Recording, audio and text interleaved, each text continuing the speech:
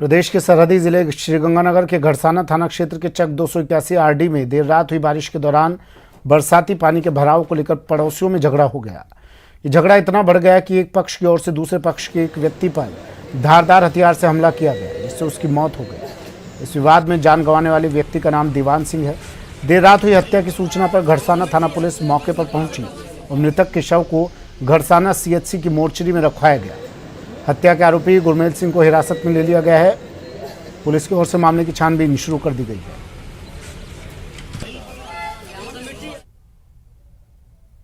ਉਹ ਦੇਖਣ ਗਏ ਤਾਂ ਉਹਨਾਂ ਨੇ ਹਮਲਾ ਕਰਤੇ, ਕਹਿੰਦੇ ਸਾਡੇ ਪਲਾਟ 'ਚ ਕਿਉਂ ਆਏ ਆ, ਕੁਲਾੜੀਆਂ ਨਾਲ ਤੇ ਕੱਸੀਆਂ ਨਾਲ ਤੇ ਲਾਠੀਆਂ ਨਾਲ ਤੇ ਸਿਰ 'ਚ ਮਾਰੀ ਕੁਲਾੜੀ ਤੇ ਪਾੜਤਾ, ਉਹਨੂੰ ਮਾਰਤਾ, ਥਾਂ ਤੇ ਹੀ ਖਤਮ ਕਰਤਾ। ਹੋਣਾ ਚਾਹੀਦਾ ਉਹਨਾਂ ਨੇ ਇੰਨਾ ਕਤਲ ਕਰਤਾ, ਛੋਟ 5 ਮਿੰਟ ਹੀ ਨਹੀਂ ਲੱਗਣ ਦਿੱਤੇ, ਉਹਨਾਂ ਨੇ ਗਵਾੜਾ ਨਾਲ ਵੱਢ ਦਿੱਤਾ।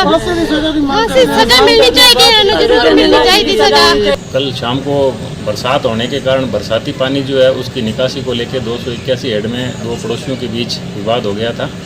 तो उसमें झगड़े के दौरान दीवान सिंह राशिक है, उसकी चोट लगने के कारण मृत्यु हो गई। झालावाड़ में एक युवती ने प्रेम विवाह करने के लिए अपनी ही अपहरण की साजिश रच डाली। यही नहीं, अपने पिता के मोबाइल पर फोन करवाकर 10 लाख रुपए की फिरौती की भी मांग कर डाली।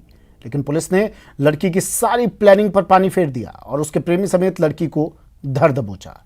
तफ्तीश में सामने आया कि लड़की ने टीवी सीरियल देखकर अपने ही अपहरण की साजिश की थी। युवती ने बताया कि दोनों के घरवाले उनकी शादी के खिलाफ थे, जिसके लिए सब किया गया। फिलहाल महिला थाना पुलिस दोनों प्रेमी युगल से पूछताछ में जुटी हुई है।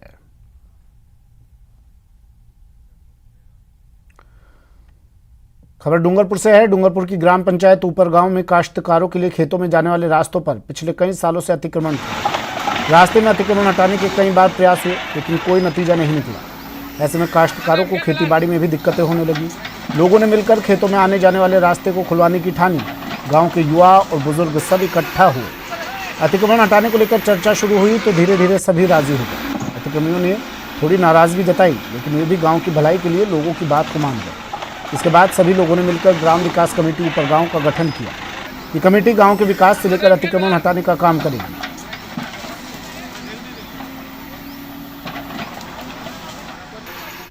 यहाँ पे ऊपर गांव के अंदर 20 सालों से अतिक्रमण करके रखा हुआ था गांव में, और बहुत लोग परेशान हो गए थे। परेशान होने के बाद गांव के अंदर कई रोड बंद ब्लॉक हो चुके थे। ब्लॉक होने के बाद फिर गाँव वालों को ज़्यादा महसूस हुआ कि बहुत तकलीफ हो रही है। तो फिर गांव ने मिला।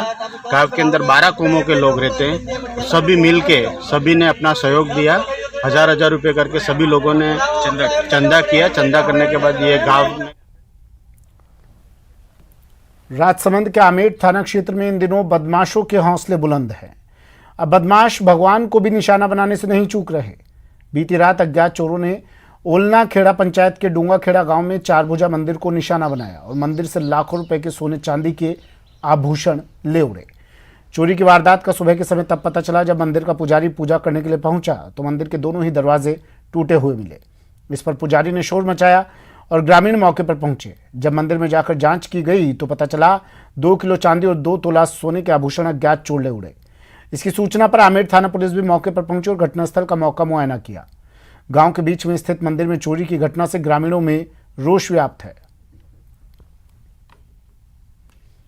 रात को सुबह पूजा रहे तो गेट और ये लोग सब टूटे हुए हैं। यहाँ से सोना सब चोर लगे। खबर कोटा से है। कोटा के साबरमती कॉलोनी इलाके में चोरी की लाइव तस्वीरें सामने आई है। अज्ञात बदमाशों ने सूने मकान में सेंध लगाई और नकदी और जेवरात सहित अन्य सामान लेकर फरार हो गए। बदमाश छत के सहारे मकान के अंदर घुसे, फिर कमरे में जाकर अलमारी का ताला तोड़कर नकदी और जेवर लेकर फरार हो गए। चोरी की वारदात मकान में लगी सीसीटीवी में कैद हो गई। सीसीटीवी फुटेज में बदमाश तसल्ली से चोरी की वारदात कर फरार होते नजर आए। पीड़ित ने इसकी शिकायत थाने में दर्ज कर दी है। दोनों चोरों ने कपड़े से मुंह ढका है। फिलहाल पुलिस चोरों की तलाश में जुट गई है।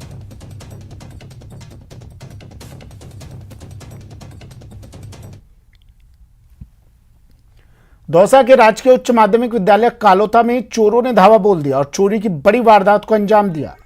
चोरों ने स्कूल से 11 कंप्यूटर चुरा लिए, वहीं लैब का अन्य सामान भी चुरा कर फरार हो गए।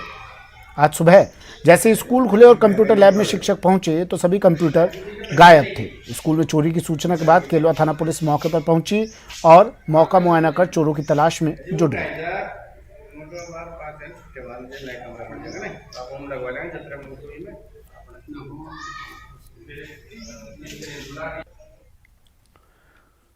जयपुर अंतर्राष्ट्रीय हवाई अड्डे पर कस्टम विभाग ने 90 लाख रुपए की तस्करी का सोना पकड़ा है। कस्टम अधिकारियों ने बैंकॉक से आने वाली फ्लाइट से आए यात्रियों से करीब 2 किलो सोना बरामद किया है। ये तीनों महिलाएं विदेश की रहने वाली बताई जा रही हैं। जयपुर एयरपोर्ट पर जब कस्टम अधिकारी यात्रियों के सामान की स्कैनिंग कर रहे थे तब तीनों महिलाओं ने तस्करी के सोने को पार करने की चाल चली।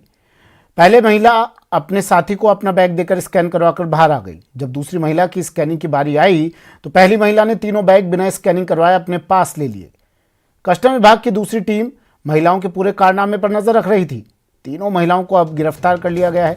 कस्टम अधिकारियों ने महिलाओं के पासपोर्ट जब्त कर इनकी विदेश यात्राओं के साथ साथ देश में की गई यात्राओं की डिटेल निकाली है। विभाग द्वारा पूछताछ करने के बाद तीनों आरोपी महिलाओं को अदालत में पेश किया जाएगा।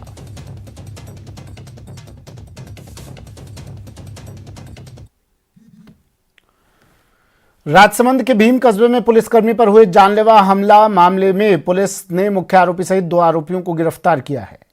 पुलिस ने तीनों आरोपियों को गुजरात से गिरफ्तार कर नाथद्वारा कोर्ट में पेश किया, जहां से कोर्ट ने आरोपियों को 5 दिन की पुलिस रिमांड पर भेज दिया। बता दें 29 जून को कस्बे में ड्यूटी पर तैनात कांस्टेबल संदीप पर हमला हुआ था।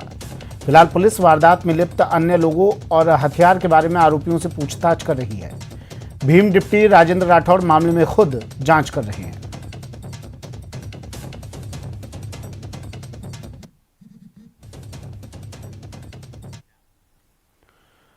खबर 12 से 12 में एक हत्या के मामले में खुलासा करते हुए पुलिस ने मृतक के बेटे को गिरफ्तार किया है। बता दें मृतक के बेटे ने ही खर्च के लिए रुपए और शराब नहीं देने से नाराज होकर पिता पर कुल्हाड़ी से वार कर उनकी हत्या कर दी थी।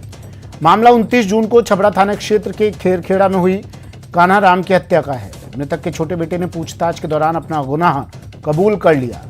आरोपी हेमराज मीणा की ओर से घटना में उपयोग की गई कुल्हाड़ी को बरामद कर लिया गया है। फिलहाल छबड़ा थाना पुलिस मामले में आरोपी से पूछताछ कर रही है।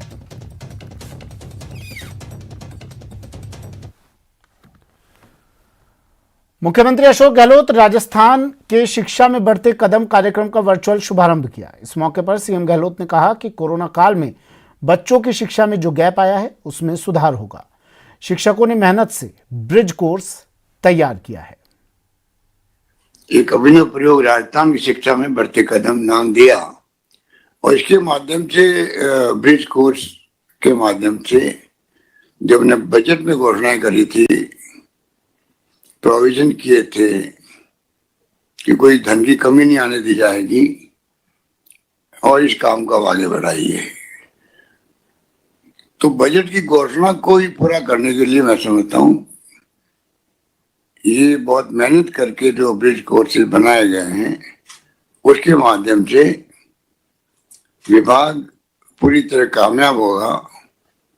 और एक तरफ शिक्षकों को अच्छी ट्रेनिंग दे करके और दूसरी तरफ बच्चों को उसके माध्यम से इस कोर्स करवा करके जो गैप था उसको कम करने का प्रयास करेगा। कितना कम कर पाएंगे वो डिपेंड करता है टीचर्स पर मुख्य रूप से, क्योंकि टीचर जो है बच्चे तो नासमझ भी होते हैं, पर टीचर्स अगर उनके अभिभावकों को, जैसा कि ये प्रोग्राम बताया गया स्लाइड्स के अंदर, अभिभावक को जोड़ के कैसे आगे बढ़ा जाए और टीचर ही इम्प्रेस कर सकता बच्चों को भी कि क्या महत्व है इस ब्रिज कोर्स का। 12 से 8 साल के एक बच्चे की देर रात नदी में बहने की खबर आई। घटना जिले के मोठपुर थाना क्षेत्र के धुमेन गांव की है। बता दें बच्चा पेहड़ी नदी की पुलिया पार करते समय नदी में बह गया। उपखंड अधिकारी दिनेश मीणा ने बताया कि देर शाम तक बच्चे की तलाश की गई लेकिन उसका कोई पता नहीं चल सका। फिलहाल मौके पर पहुंची मोठपुर थाना पुलिस भी बालक की तलाशी में जुटी है। एसडीआरएफ की टीम को रेस्क्यू ऑपरेशन चलाने के लिए बुला लिया गया है।